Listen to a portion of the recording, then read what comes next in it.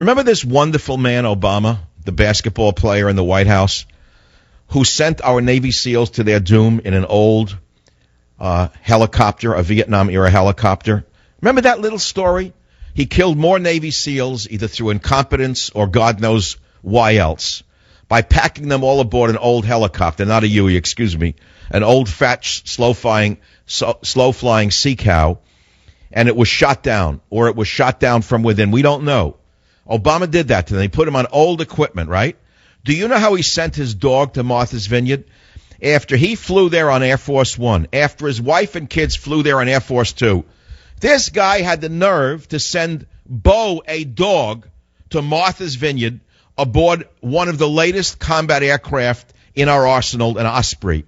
I'm not making this up. Any other president would be impeached on the spot for such a slap in the face to our military and to the nation. Let me repeat it. All of you good liberals, you should be ashamed of yourselves, but you have no shame. You're just like Anthony Weiner.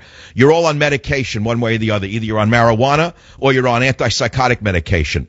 Your boss, Barack Obama, your hero, Chairman Mao Obama, took his dog and sent him to Martha's Vineyard aboard an Osprey helicopter. That's after the SEALs were sent to their death aboard a Vietnam-era helicopter. No, things are not really that good in America. They've never been worse. Never in history have we had such low lives in such high places. Never in the history of this country have we had so many low lives in such high places. It's shocking. Again, I got to tell you, I wake up every day and say, maybe I'm overly harsh. Maybe I'm being paranoid. Maybe Obama's not really as negative as I think he is. Maybe I'm projecting my view of him on him when it's not really him. I ask myself this every day. I ask the question to myself every day. I dare ask it. I don't have to get up here and tell you I'm 100% sure that what I'm telling you is true. Let you decide. I'll let you decide that.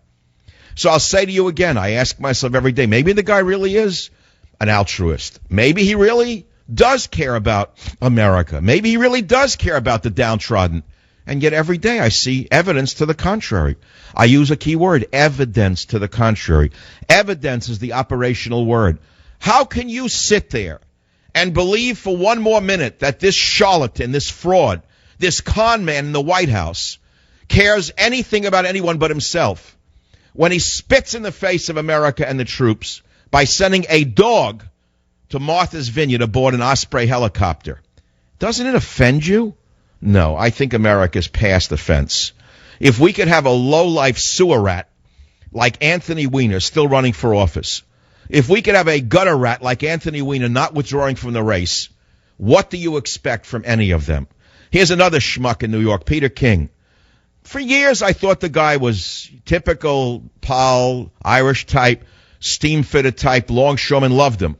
Then all of a sudden, he started to go to the left over the last 6 months. Then he starts to support spying on Americans. Then he calls Snowden a traitor. Now the schmuck, Peter King, thinks he can be president. I swear to God. What are these people doing? Where do they eat? I'd like to be able to eat in the same restaurant. I'd like to know what they're